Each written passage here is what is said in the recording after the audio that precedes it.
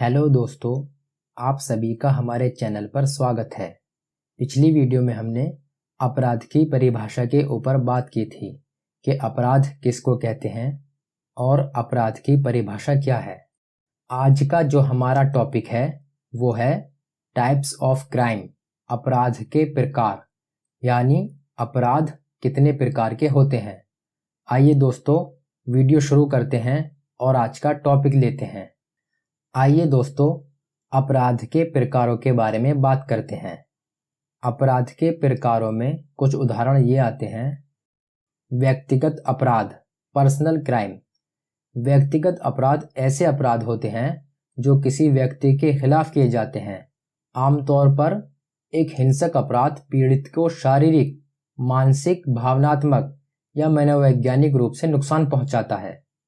व्यक्तिगत अपराध personal crime के कुछ उदाहरण ये हैं: मारपीट, बैटरी, गलत या झूठा कैद में रखना, अपहरण, हत्या और बलात्कार।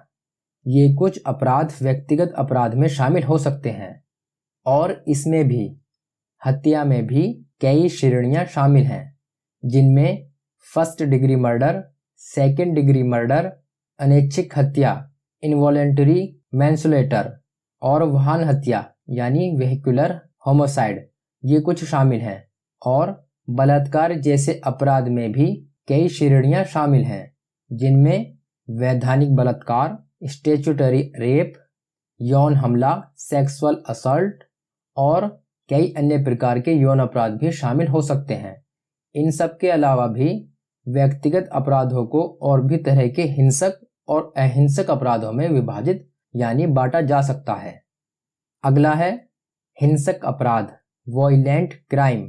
हिंसा का अपराध या हिंसक प्रकृति का अपराध या हिंसक गुंडागर्दी एक ऐसा अपराध है जिसमें पीड़ित को हिंसा से नुकसान पहुंचाना या उसको धमकी दी जाती है। यह अपराधी पीड़ित पर हानिकारक बल का प्रयोग करता है या धमकी देता है।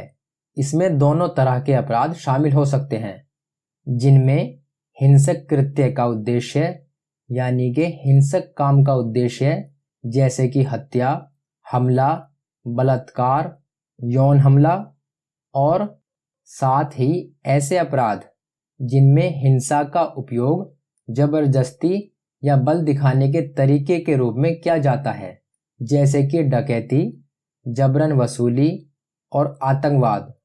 हिंसक अपराध हथियार लेकर भी किए जा सकते हैं और बिना हथियार के भी किए जा सकते हैं। अगर आसान भाषा में समझें, एक हिंसक अपराध तब होता है जब कोई व्यक्ति किसी को शारीरिक रूप से चोट पहुंचाता है या चोट पहुंचाने की धमकी देता है। और इसमें ऐसे अपराध भी शामिल हैं जहां किसी एक हथियार का भी उपयोग किया जाता है।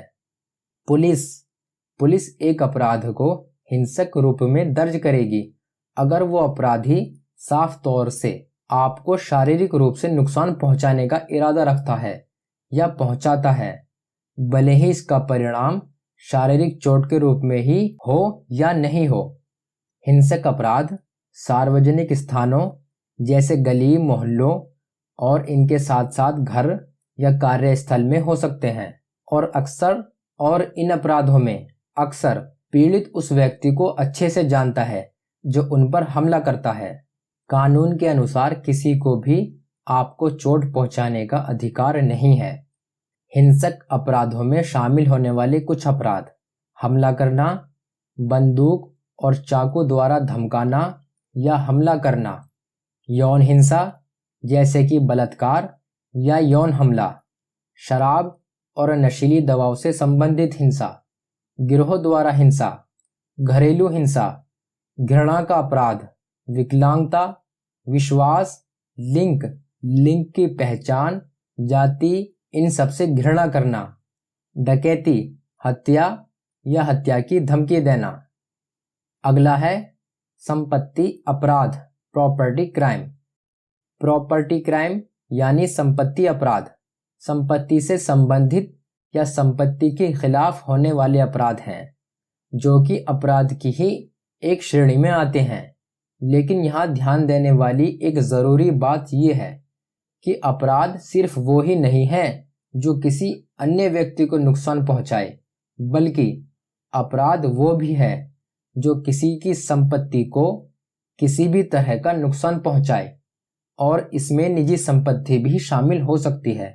इसीलिए संपत्ति अपराध में संपत्ति से संबंधित अपराध शामिल होते हैं, जैसे कि संपत्ति अपराध में धन, संपत्ति या कोई भी लाभ गलत तरीके से प्राप्त करना ही अपराध है, जिसमें अन्य अपराधों के अलावा संपत्ति से संबंधित अपराधों के कुछ उदाहरणों में, जैसे कि किसी भी प्रकार की संपत्ति पर जबरन अवैध कब्जा करना, जैसे भूमि पर जबरन बल के साथ अवैध कब्जा कर लेना, या किसी के मकान पर जबरन अवैध बल के साथ कब्जा कर लेना, चोरी, मोटर वाहन की चोरी, आगजनी, सेंधमारी, गबन, जालसाजी, झूठे ढोंग और चोरी के सामान हासिल करना और बर्बरता जैसे कार्य शामिल हैं, क्योंकि ये अपराध जो होते हैं वो अपराधी के आर्थिक लाभ के लिए किए जाते हैं, इसीलिए इन्हें संपत्ति अपराध माना जाता है। संपत्ति के खिलाफ अपराधों को दो समूहों में बांट सकते हैं। पहला, संपत्ति को नष्ट करना, दूसरा, संपत्ति की चोरी करना।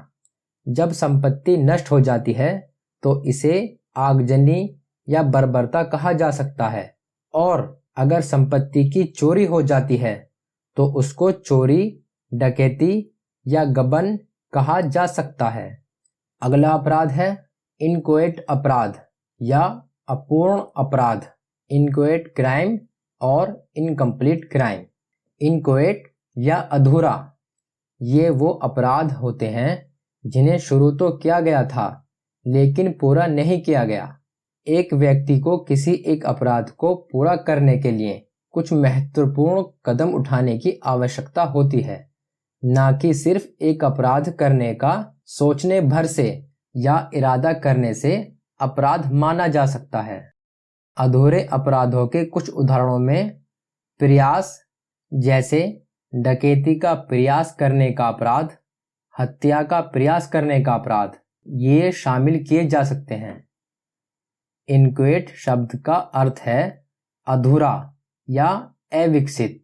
ये कार्य पूरी तरह से अपराध नहीं होते, क्योंकि अपराधों के लिए दो सबसे आवश्यक तत्व का होना बहुत ही जरूरी है। पहला है मैनसरी, इसका मतलब है अपराध करने का दोषी इरादा, यानी अपराध करने के लिए एक गलत सोच रखना। दूसरा है एक्ट्स रीस, जिसका मतलब होता है अपराध करने के दोषी इरादा करके उसको आपराधिक कार्य के रूप में बदल देना। कोई भी जब तक दोषी नहीं है जब तक उसका काम पहले या प्रारंभ चरण के अंतर्गत आता है। इसका मतलब ये है अभी वो सोचने तक ही सीमित है। पहला चरण या प्रारंभिक चरण एक उदाहरण से समझते हैं। अगर कोई बी को मारना चाहता है लेकिन कुछ नहीं करता, सिर्फ सोचकर ही रह जाता है, तो वो अभी ना तो अपराध है और ना ही ऐसा सोचने से वो अपराधी बन जाता है। लेकिन कोई हत्या का इरादा कर वो एक रिवॉल्वर खरीदता है और उसके लिए लाइसेंस लेता है, तो वो भी अभी अपराधी नहीं है, ना ही उसका काम अभी अपराध है, क्योंकि वो अभी भी तैयारी के चरण में ही है जब तक वो उसका उपयोग ना कर ले। यानी जो उसने रिवॉल्वर यानी बंदूक खरीदी है, अगर जब तक वो उसका उपयोग नहीं कर लेता है तब तक वो अभी अपराधी नहीं माना जाएगा। आसान भाषा में समझें, अगर वो रिवॉल्वर का उपयोग किसी को नुकसान पहुंचाने के इरादे से करता है और उसका प्रयोग कर वो किसी को नुकसान पहुंचा देता है, तो वो अपराध की श्रेणी में गिना जाएगा और ऐसा कार्य करने वाला अपराधी माना जाएगा। आइए अब इनक्वेट अपराध यानी कि अपूर्ण अपराध के इतिहास के बारे में छोटी सी बात जान लेते हैं। पहले के समय में इनक्वेट अपराधों की उपस्थिति ज़्यादा नहीं थी। हालांकि समय बदलाव के साथ अंग्रेजी न्यायवादियों ने इस तरह के अपराधों को विधि में शामिल करने के बारे में बात करना शुरू कर दिया था। इसकी आवश्यकता समाज में घोर अपराधों को रोकने के लिए एक एहतियाती तरीके के रूप में शुरू हुई थी।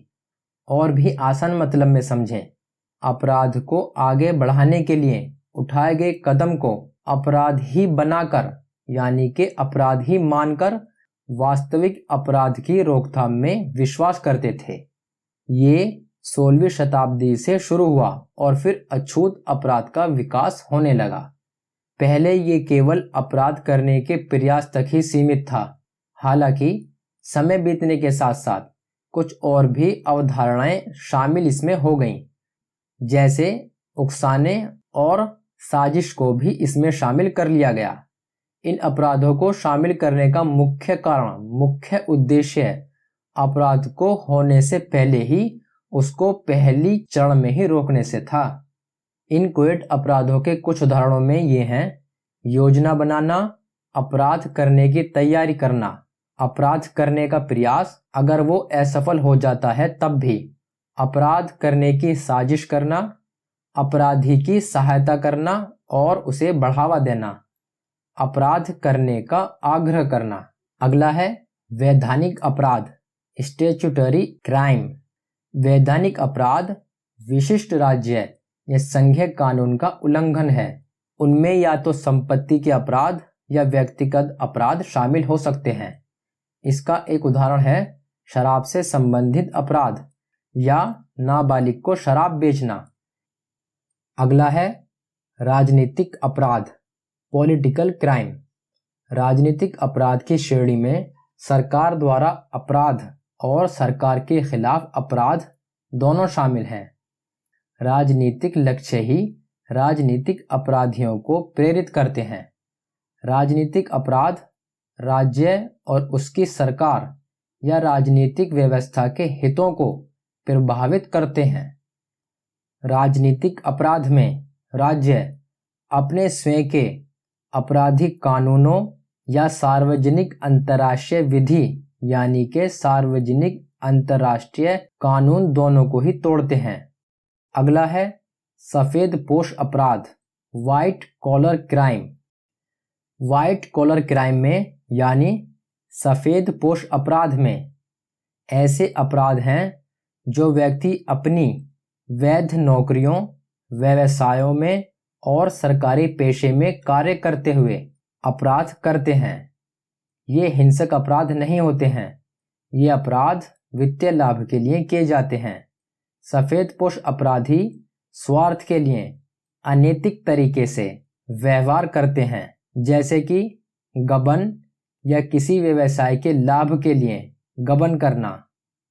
सफेद पोश अपराध के पीड़ितों में अर्थव्यवस्था, नियोक्ता, उपभोक्ता और पर्यावरण शामिल होते हैं। सफेद पोश अपराधों में मजदूर, मजदूरी की चोरी, धोखाधड़ी, रिश्वतखोरी, पूंजी योजनाएं, अंदरूनी व्यापार, गबन, साइबर अपराध, कॉपीराइट उल्लंघन, मनी लॉन्ड्रिंग, पहचान की चोरी और जालसाजी जैसे अपराध शामिल हो सकते हैं।